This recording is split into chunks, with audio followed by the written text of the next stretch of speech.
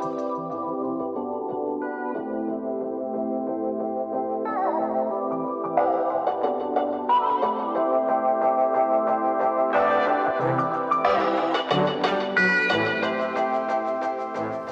what's up guys? I'm Dan H, and today on the project, I'm going to prepare this thing for a little road trip.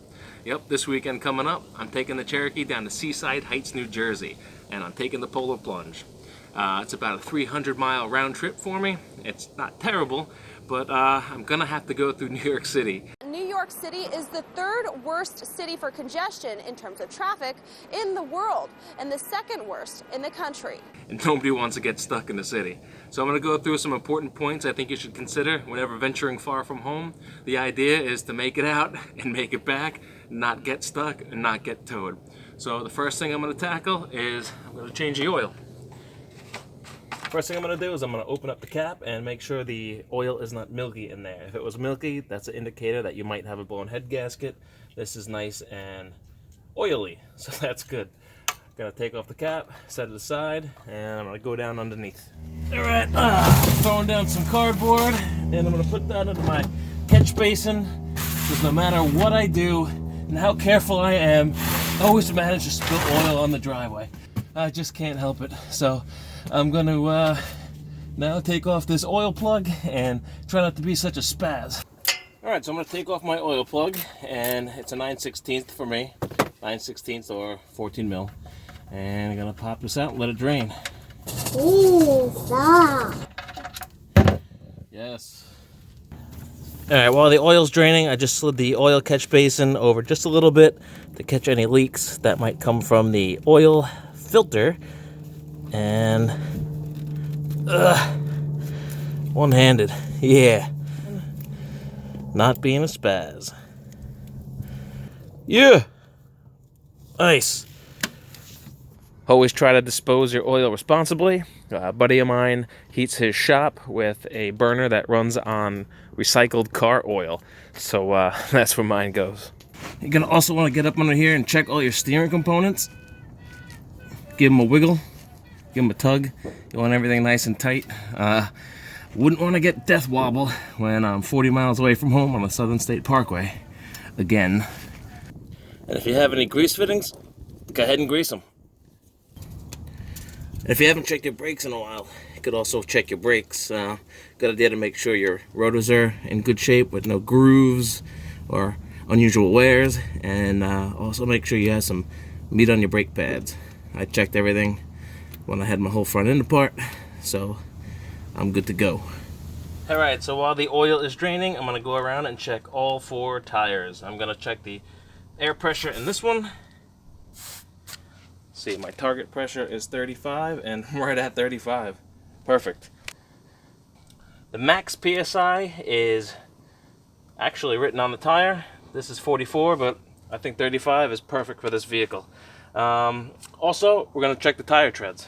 And the best way to check the tire treads is to use the Abe Lincoln trick. You grab a penny, and the distance from the top of Lincoln's head to the edge of the penny is about a 1/16 of an inch.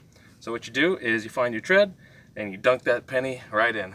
And clearly, this has plenty of meat on it. So these tires are good. So once again, I'm gonna check all 4 tires, gonna check the air and the tread, and make sure they're good. Alright, I checked all 4 tires, the tread's good, the PSI is just right, and I put the oil plug back in. Now when you put an oil plug back in, it's very important not to over tighten it. You don't want to strip it. Also, never use an impact gun or any power tools on it. If you strip that, you're screwed. So nice and gently thread it in hand tight, and then just snug it down with a wrench, and you should be alright. So tires, oil plug, now I'm putting in the oil filter. I've heard great things about this Wix filter, so I'm going to try it. It's going to be my first one. And right before you install the filter, go ahead and wipe a little oil around the gasket. It makes a better seal, it prolongs the life of the gasket, and it also makes it easier to take off in the future. So I'm going to pop this on.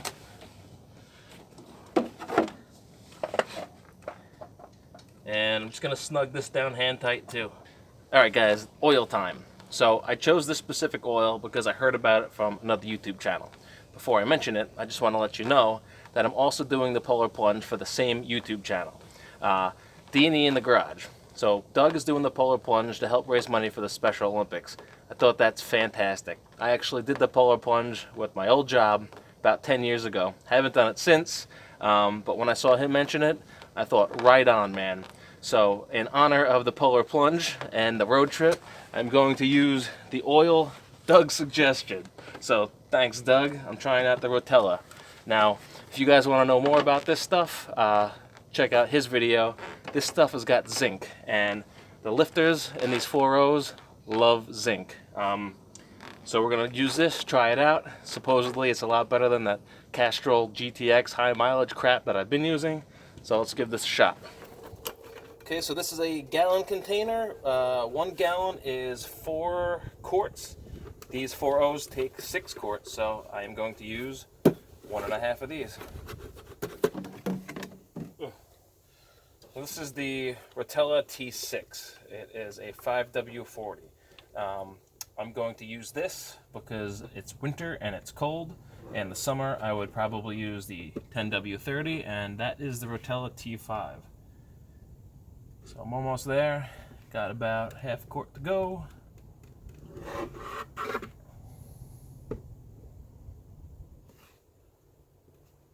Ta-da!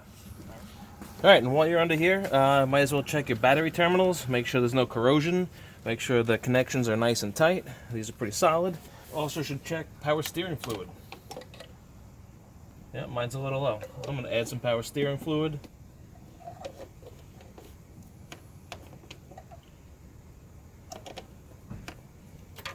Good. It's also good to check the belts. Make sure your belt's not dry rotted, cracked, or anything like that. I carry a spare belt with me, just in case. The belt is an amazing thing to keep on you. Easy to change, and they're not too expensive, and they fit nice and easy in the trunk of your car, or hatch of the Jeep. Gonna add a pinch of brake fluid.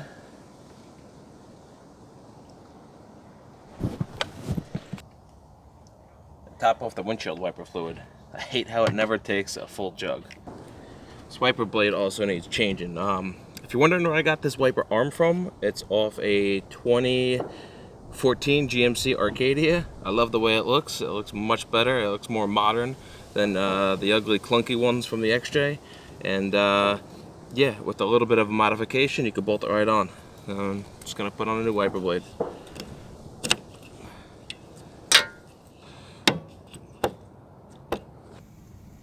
Don't spill it, don't spill it.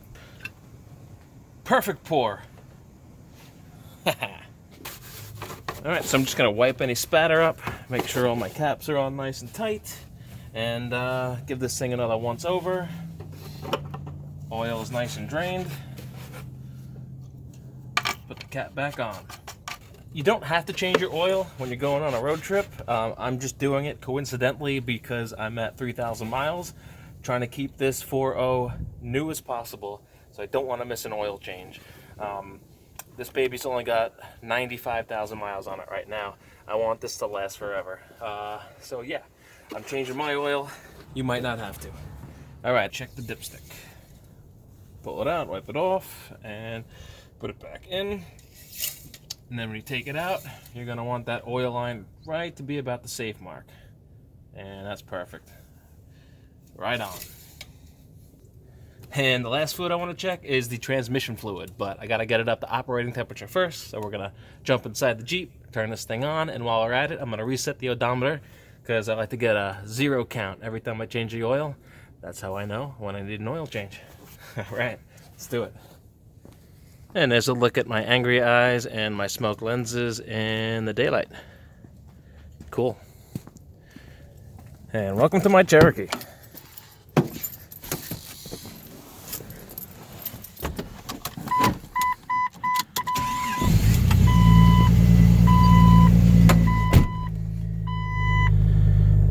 Gonna let it run, and while I'm at it, let me reset my odometer. Alright, I said this thing had 3,000 miles on it, and it's only showing 2471. So let me explain. Check out my speedo, 120 miles per hour, and certified. This is a police Cherokee speedo. I got it from a salvage Cherokee that I rebuilt and gave to my brother, and I took the speedo. The problem was the police Cherokee had 190,000 miles on it. This only had 88 when I got it. I didn't want to put a high mileage gauge cluster on my low miles Cherokee, so I swapped the backing plate onto this gauge cluster, and what it did was it threw off my speed, obviously, because the numbers don't line up the way they used to. So when I was doing 80 miles per hour, it only said I was doing 60 miles per hour, and that's a problem because that is Ticket City. So what I did was I went to the transfer case, I popped the 33 tooth Speedo out, and I just did a little math. I calculated that the difference between 60 and 80 miles per hour was about 0.25. So in order to correct the discrepancy in speed, I needed to change my Speedo gear. I had a 33 tooth Speedo gear, and I applied the same ratio. Multiplied 33 by the 0.25, and I got 8 1/4. So I just add 8 1/4 to 33, and you get 41.25. So I got a 41 tooth Speedo gear, and that corrected my speed problem. So now when I do 80, it says I'm doing 80. But that brought up another problem. Now most of my electronics are 0.25 off. So you're gonna have to apply 0.25 to, let's say, there it is. So if you correct my 2,400 miles with the 0.25, you get 600, you add 600 to 2,400, and you get 3,000. So this means I need an oil change. It also applies to my miles per gallon. If I apply the 0.25 to my average miles per gallon, then I get the correct miles per gallon. I don't like that my Cherokee is off. It drives me crazy. What I really wanted to do was see if I could find someone to tune it, but nobody out there can tune a Cherokee to my Speedo gear and my speedometer. Even the Chrysler speed shops in my local area, they can't do it for this car. I don't know why. There's no modules or chips that I found that could be able to do that. So what I think I'm gonna have to do is send my original police gauge out to get reflashed to get my correct mileage on there. So yeah, I'm gonna have to do that because I don't like doing the math. And that's 18 miles since my last gas fill up. That's the odometer on the car. And since I changed the oil, we are gonna reset. Yeah, buddy.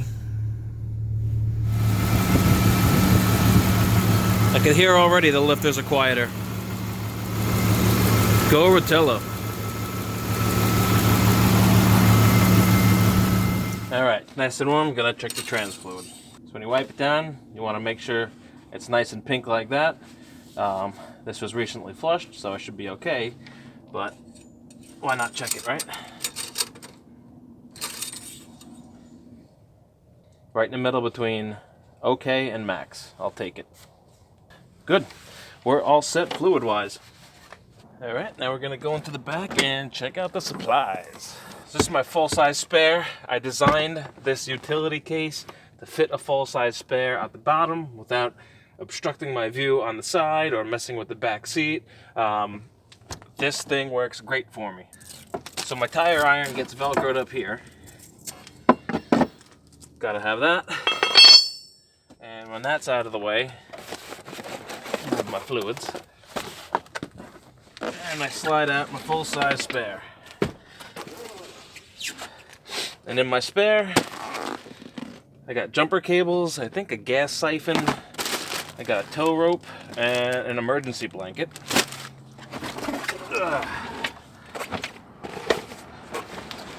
Tuck that back in there.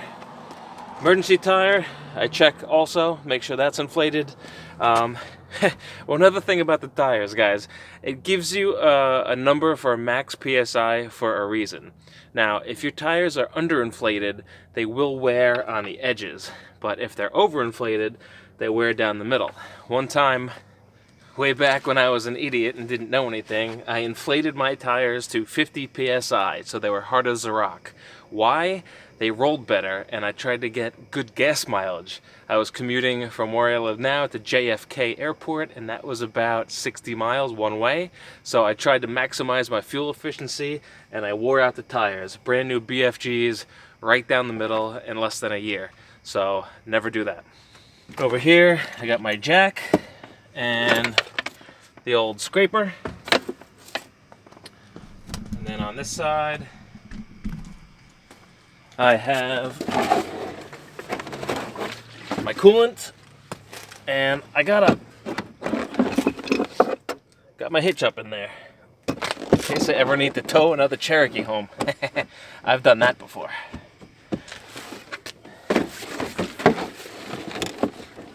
And of course, some extra fluids. Got some funnels.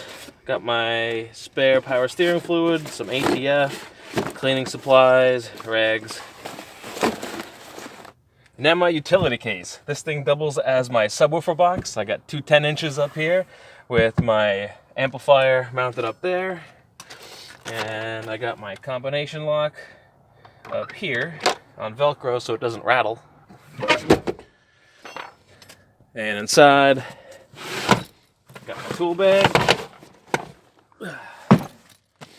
I got a blanket and a neck pillow.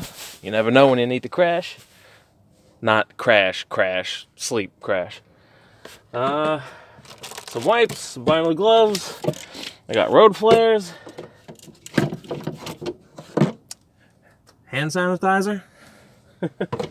Yeah, I shoved that stuff in the ports of my speaker boxes. Yes, this is a custom ported and tuned speaker box specifically for the subs. I got all nerdy because I like a good sound system. Alright, and in the tool bag, I got some duct tape, got my spare belt, got a bag full of sensors. I also got that stupid headlight relay. They're crap because they're the made in China HID kit. I also carry an extra one of those ballasts. They really are crap. If you don't believe me, look at all these parts. The spare parts, the old wiring harnesses. Ugh, crap. Got zip ties and a bunch of tools that could probably get me out of a jam if I need to. So that's that. I think I am ready. It's getting dark, so it reminded me that I carry a flashlight. Now, it's a Stryon Streamlight LED. It's super powerful. I love it. And I wired up the charging base into my indicator light for the shifter. So every time I turn on the parking lights or the headlights, this flashlight will charge. So you can't beat that. I've also always wanted a fire extinguisher. I'm not sure where I would put it, but that's definitely on the list of things to get. Alright, that's about it for all the maintenance. One other thing to keep in mind is know where you're going. See, a lot of people like to top off their tanks before they hit the road, but I'm going to Jersey, and Jersey has cheaper gas prices. So I'm going to leave just enough gas in the tank to get to Jersey, a little bit extra in case I get stuck in traffic, and then I'm going to top it off with the cheap gas prices. Yes, that's right, I just remembered. I gotta put a little sticker on my gas door to let the Jersey attendants know which side to push when they open your gas door. I don't want them to dent it. So yeah, that's just about it for my road trip prep. It's still not too late to donate to the Polar Plunge. I know a lot of you guys did. Thank you so much. Really appreciate it. Even if you want to just put in $1, $1, not 100. Please do. It's for a great cause again. So that's this weekend, the Polar Plunge. Taking this bad boy to Jersey, and it's gonna be a good time. Sorry, this outro is gonna be extremely choppy. I got a lot of traffic going by, but I would love to hear any crazy road trip stories you guys have had in your Jeeps or your XJs, so pop them in the comments. Give me a like, subscribe, and I will see you guys on my way to Jersey.